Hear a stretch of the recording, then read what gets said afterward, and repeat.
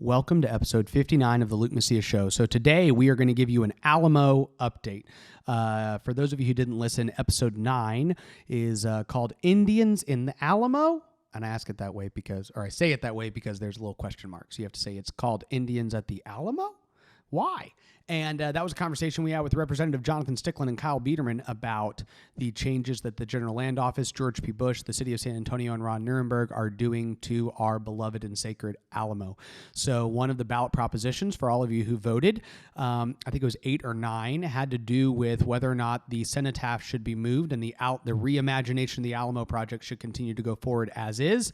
And 97.3% of Republican primary voters said no, the cenotaph should stay where it is. And Representative Kyle Biedermann, who has been leading the charge on this issue, just sat down with me to give us an update on everything that has transpired. So even if you did hear that episode, Kyle's going to give you an update on everything that's happened from the session till today. And there are some major developments that have led to a delay in the reimagination of the Alamo project.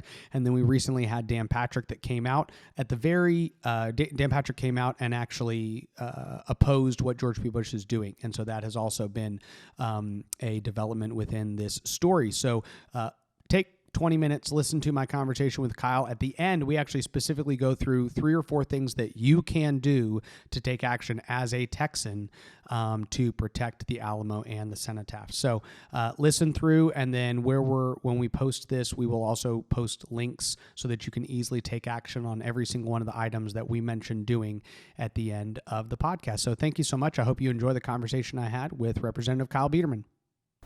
So today I am joined by Kyle Biedermann, a client of mine and my personal state representative and one of the most conservative state representatives here in Texas. We have gotten together to talk about what the heck is happening with the Alamo, right? And Kyle, thanks for sitting down with me today. But I know quite a bit has happened since we last talked about the Alamo. Mm-hmm. You and I personally talked about it quite a bit. Yeah, but last time we talked to the listeners was back in the middle of session right after the hearing that was had on the Land and Resource Management Committee, right? So let's first just give everybody kind of a quick synopsis if they can go back and listen to that episode. But from that point to today, what's the timeline that has transpired with the Alamo? Well, the important part is, and again, thank you for letting me be on this morning.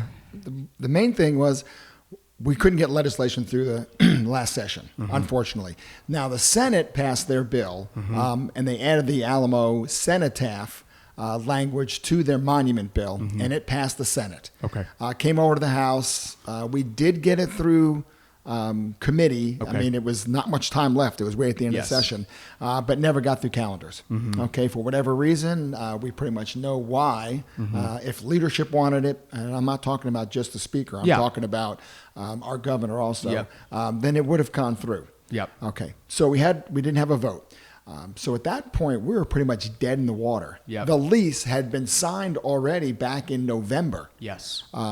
Between Commissioner Bush and Mayor Nirenberg, that guaranteed that the cenotaph would be moved. It's in the lease that it has to be moved. Okay.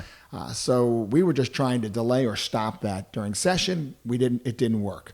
So now I want to do a quick recap with everybody because not everybody knows what the cenotaph is. Okay. Right. So at the center of this controversy, we have the reimagining of the Alamo, right? And so the City of San Antonio and the Land Office, the Land Commissioner, George P. Bush, have agreed to this plan to reimagine the Alamo, to make it less about the battle and more about 200 years of history.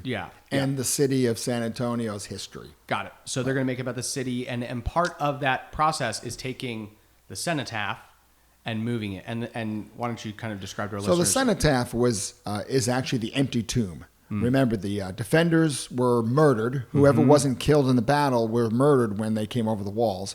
And Santa Anna did not want to have any remembrance of any of the defenders.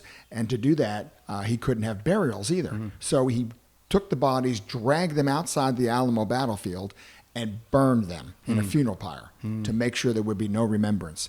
So we'd never had a burial site or a place to remember the defenders.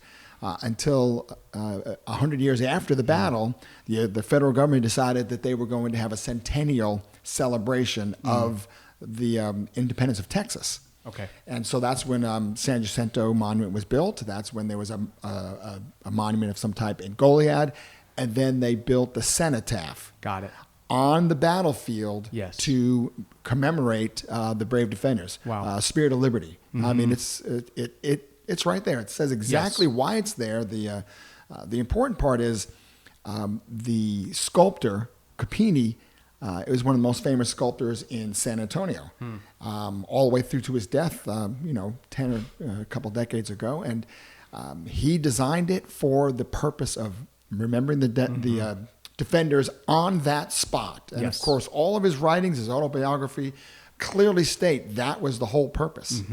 He put it in a certain spot. He directed it a certain way, and had all of the writings on it and the actual sculptures of the defenders. It's an amazing piece. So in part of their plan to make the Alamo Plaza less about the battle, less about the Alamo, less about the defenders, that is also including moving this entire monument somewhere else in a less prominent location is the way you and other people would say, right? Y'all would say that the movement isn't, one, it's supposed to be there. Right. Don't move it. And then the other thing is that it's not being moved to put it into more people's eyes, to make it a bigger deal. It's actually because they're downplaying the role of the battlefield in their reimagination. Is that correct? Well, yes and no. They believe it's going to a more prominent place. Okay. In fact, these are the words that they use, and of course, Yep. it's trying to confuse people. Yep. The main purpose,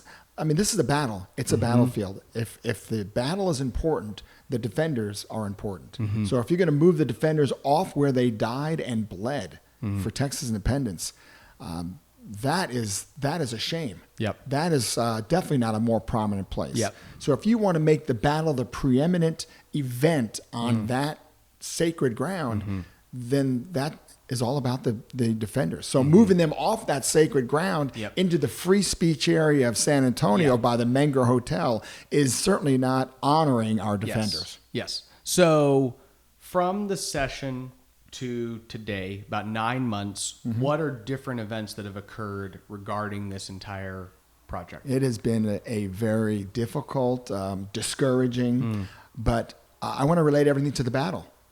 Our defenders didn't give up. They never surrendered. They waited for reinforcements, and they were going to die waiting for reinforcements, and if not, they were going to die fighting for liberty and freedom. So the few of us that have been fighting, very few legislators, of course, or any of our leaders, but then, of course, we have some great groups of people in Texas that are fighting for this. And as more people are learning after the fact, again, they're like, why weren't we told about this? Why didn't we know what was happening at the Alamo? And it's because they don't want you to know. City of San Antonio really didn't want you to know. They did their road show, but the road show was very few people were really aware of the road show, and it was really just a show to check off the box.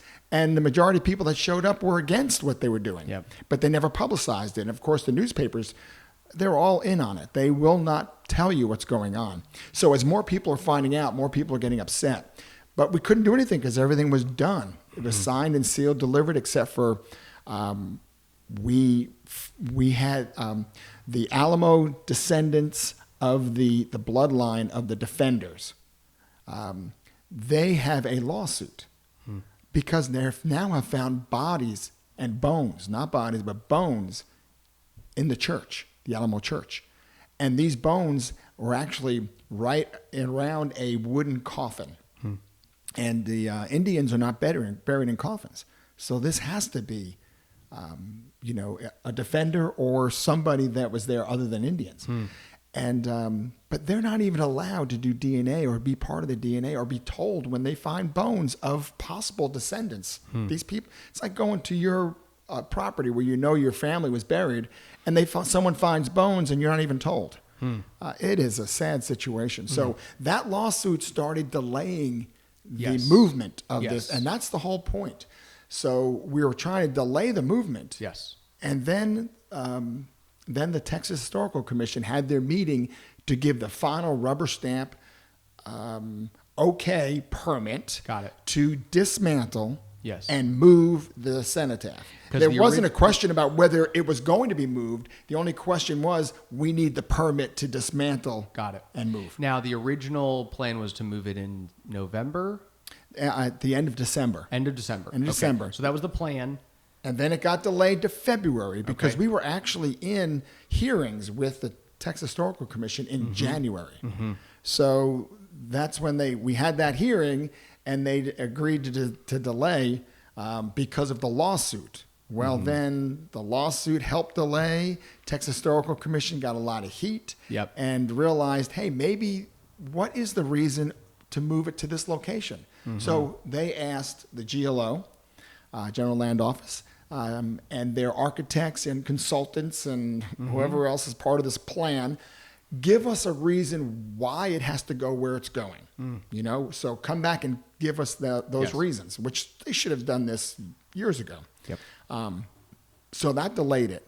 And then the big one was we had the ballot initiative. So the ballot initiative came, February. Yep. No, Or March 3rd. Yep. And 97.3% of Yep. Texans stated they did not want the cenotaph to be moved or the reimagining to take away from the battle. I should pull up the ballot language and read it. I don't Yeah. know. Actually, my phone's filming this, so we Right. can't do that. But It's okay. But the language on the ballot initiative was actually pretty clear, right? Yes. It said not only should our monuments be protected, but things, and it specifically mentioned the cenotaph, right? That's should correct. not be moved. So it's rather precise in what it tested. It Yes. didn't test a broad base. Do you support monuments in Texas? It No. said this is a specific issue before the governing powers in Texas. We want to know what you Republican voters think. Sure. And they actually said the reimagining Yep. of the Alamo. Yes. And they mentioned the cenotaph. So it's very specific to what we're trying dealing with. Right. And what my legislation was for last session, HB 1836. Yep. And so that passed so big. So what happened the next day?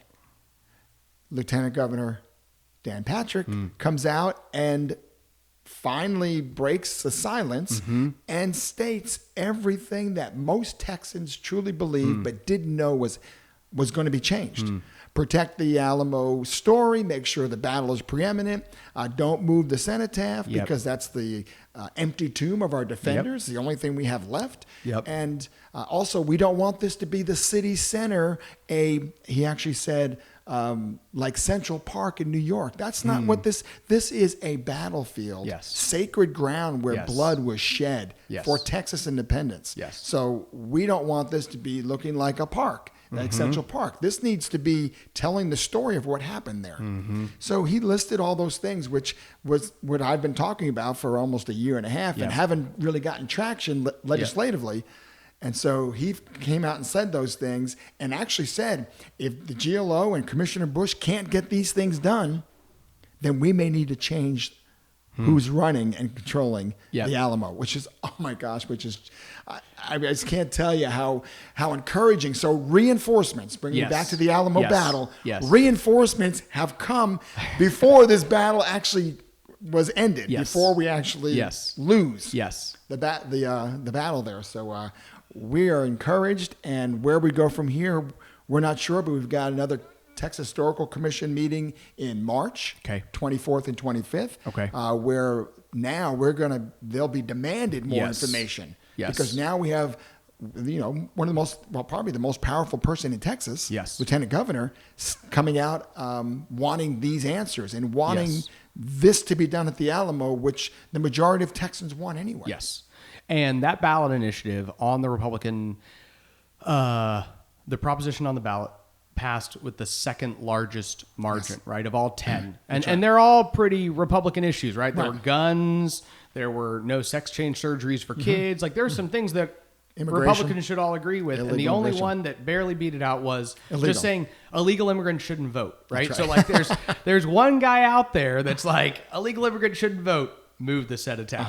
But beyond those handful of people, the reality is that this is an area that has one of the broadest coalitions of consensus of Republicans. That's right. correct. I mean, more Republicans agree on this than agree on guns. That's right. Literally. in the state of Texas. And so that probably... And sex change, for young children, yes. Forcing that. So like if you're, and which is why I think we're grateful to Dan Patrick, who looked at that and said, okay, it's really clear that outside of 2% of Republicans, everybody else is pretty much on board saying, please don't change this. Correct. And so he came out and said, what you've been saying and other people have been saying, and to the Senate's credit, they did pass a bill last session that said the cenotaph and would have protected the cenotaph and other things like that. So they took some action on it last session, and now Dan's saying, wait a second, put the brakes on.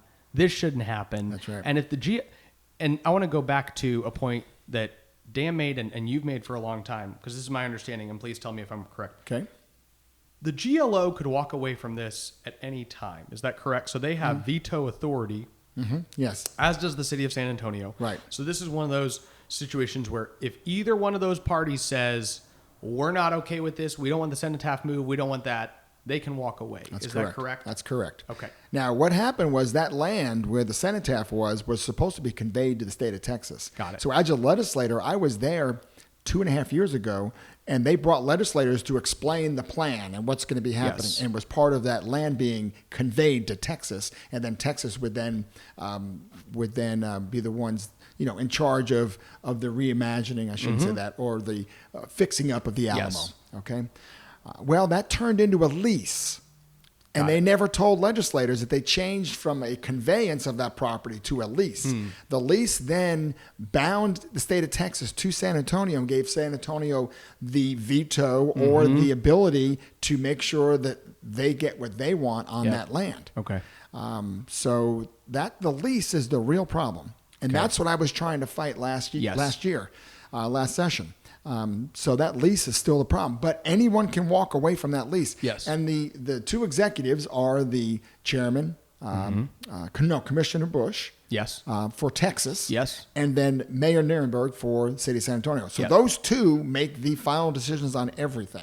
And one of the points that you've made and others have made is the fact that, we know Ron Nirenberg is a hardcore card-carrying leftist, Yes. right? He wants to advance a leftist agenda, ideology. He wants to rewrite our history.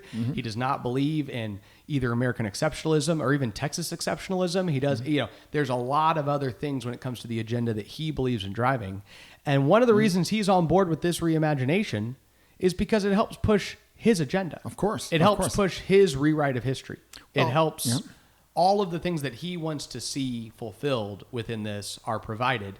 And that's one of the things that has a lot of people telling Commissioner Bush, why the heck are you going along with this? Why are you letting the city of San Antonio totally rewrite our history, remove a lot of what is important about the Alamo? That's right. For Texans, right? Well, it's just so sad as the leftists and the Democrats have been showing, they want to put names on everything. So the Alamo now has become racist. Our defenders, but it's also about slavery. So the battle was about slavery. I mean, these things are not what it was about. But Mayor Nirenberg's, I don't have his exact quote, but basically he wants to, and this is in the newspapers, he wants to honor all those that shed their blood in the Battle of the Alamo on both sides. And that was actually, and that's a really good point. I forgot about that, but the quote, there's no way to take it out of context. That's correct. Because he says, we want to honor the blood shed on both sides, right? So this would be like a World War II monument where we're like, look, let's honor all the Nazis. That's right. As well, right? I mean, essentially, that's really what he's saying. He's saying, hey, the enemies and, the defenders, they should all be honored. Well, this location should just honor. Here, Santa Ana is a war criminal. To the worst extent. Yep. So to honor that, and his own generals pleaded for him not to do what he did. Yep. So this goes way beyond any reason we would want to honor Santa Ana and the things that he forced his army to do. And that's why when Commissioner Bush came out and said, "Oh, we would never honor Santa Ana. We would never have a statue there." Well, here's the quote from Mayor Nirenberg. Yep. So what does that tell you? Yep. Does that give an opening that there would be everyone honored? And who do you honor? You usually honor those in charge. Yep. Okay? Yep. How are you going to honor a Mexican soldier? You're going to honor one of his generals you don't even know about, or are you going to honor Santa Ana?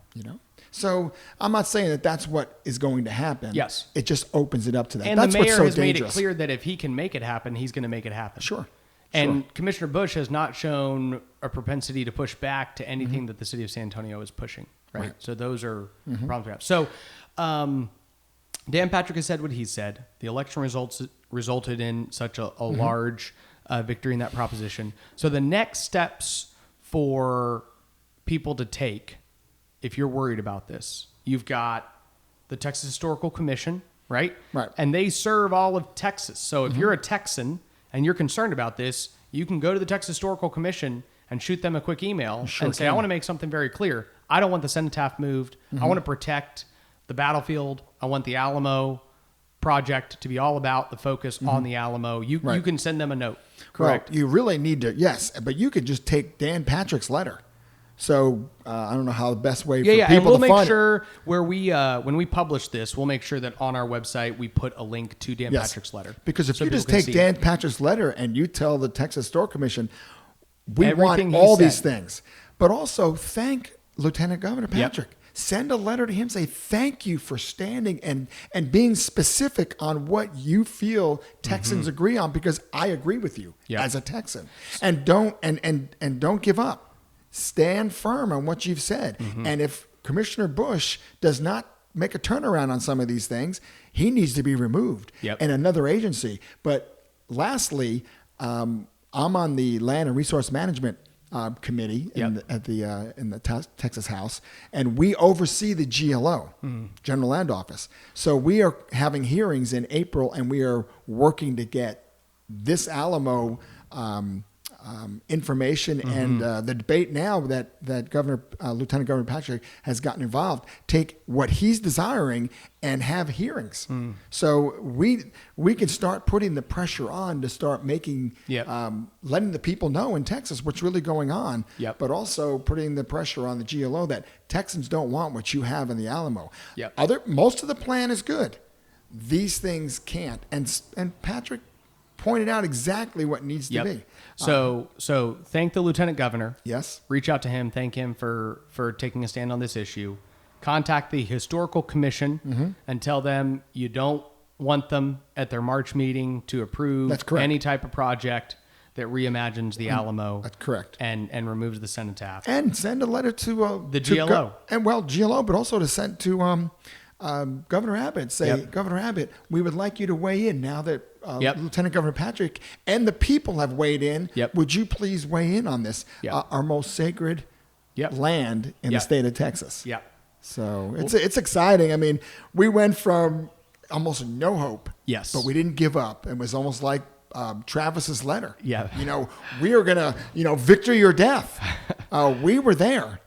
And now it looks like reinforcements are coming. So what we'll do is when I publish this on our website, we will put a link to the GLO, to the Historical Commission, to the governor's contact form that people can send a link to, the lieutenant governors, so that they can communicate to each and every one of those people and say, here's the message I want to send. We'll also link to the lieutenant governor's letter so they can read that and then take those talking points and say, here, here, and here. And reach out to those people. No, it's exciting. It is an Praise the exciting Lord. time. I just tell you, God is amazing, and a lot of times we don't know His timing. But we're just grateful that there's we can start seeing some light at the end of the tunnel.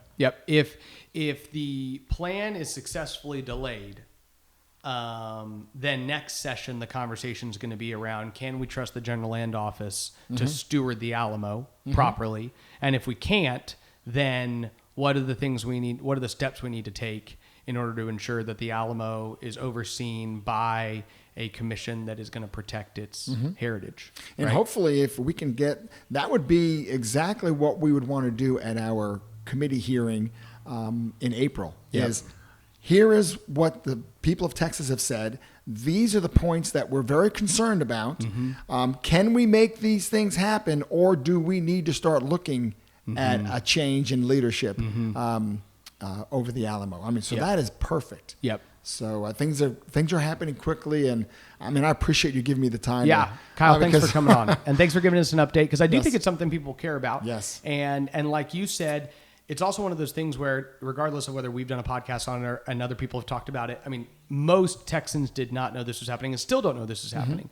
And so we now know, we took advantage of the propositions just to get a pulse from people, kind of feel where they're at on it. And we know now that all Republicans are pretty much on our team, and now it's a matter of coalescing them behind a message and telling them how to Yes. actually put pressure. And where it when needs you to be put. see what the points that Lieutenant Governor Patrick made, they are very common sense, very doable, doesn't have to start from scratch. You know, because that's the thing everyone's afraid of. Oh, we got to start over again. Yep. We got so much work done. We're almost ready Yep. to start. Yep. And none of that has to happen. This Yes. is just don't do these things in the plan you're already doing, Yes. and the Texans will be happy. Yep. So- Yep.